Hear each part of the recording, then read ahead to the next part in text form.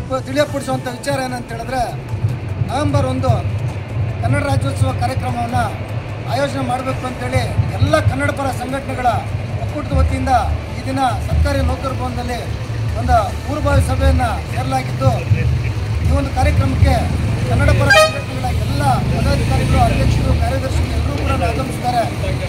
ಈ ಒಂದು ಉದ್ದೇಶ ಏನು ಅಂತ ಹೇಳಿದ್ರೆ, ನವೆಂಬರ್ 1ನೇ ತಾರೀಕಿನಂದು ಏನು ಈ ಕನ್ನಡ ರಾಜ್ಯೋತ್ಸವ ಆಚರಣೆ ಮಾಡಬೇಕು ಅಂತ ಹೇಳ್ಕೊಂಡು ಅಂದ್ಕೊಂಡಿದ್ದು ಅಂತ ಹೇಳಿದ್ರೆ, ಭಾಳ ವಿಜೃಂಭಣೆಯಿಂದ ಆಚರಣೆ ಮಾಡಿ ಈ ಒಂದು ಕನ್ನಡದ ಕಪ್ಪನ್ನು ತಾಲೂಕಿನಾದ್ಯಂತ ಹಾಗೂ ರಾಜ್ಯದಾದ್ಯಂತ ನಮ್ಮ ಶ್ರೀನಿವಾಸಪುರ ಚರಿತ್ರೆಯಲ್ಲಿ ಇದುವರೆಗೂ ಕೂಡ ಯಾರೂ ಮಾಡಿರಬಾರ್ದು. ಆ ರೀತಿ ಮಾಡಿ ನಾವೆಲ್ಲ ಕೂಡ ಒಗ್ಗಟ್ಟಾಗಿ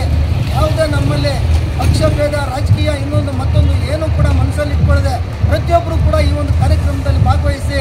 ಈ ಒಂದು ಕನ್ನಡ ರಾಜ್ಯೋತ್ಸವ ಕಾರ್ಯಕ್ರಮವನ್ನು ಯಶಸ್ವಿ ಮಾಡಿ ಕನ್ನಡದ ಕಂಪನ್ನು ತಾಲೂಕಿನಾದ್ಯಂತ ಮೂಡಿಸುವಂಥ ಕೆಲಸವನ್ನು ಪ್ರತಿಯೊಬ್ಬರು ಮಾಡಬೇಕು ಅಂತೇಳಿ ಈ ಮೂಲಕ ನಾನು ಎಲ್ಲ ಸಾರ್ವಜನಿಕರನ್ನು, ಎಲ್ಲ ಪ್ರಗತಿಪರ ಸಂಘಟನೆಗಳನ್ನು, ಎಲ್ಲ ರೈತ ಸಂಘಟನೆಗಳನ್ನು, ಎಲ್ಲ ಕನ್ನಡ ಪರ ಸಂಘಟನೆಗಳನ್ನು ಒಗ್ಗೂರಿನಿಂದ ಎಲ್ಲ ಮತ್ತು ವಿಶೇಷವಾಗಿ ದಲಿತ ಸಂಘಟನೆಗಳನ್ನು ಕೂಡ ನಾನು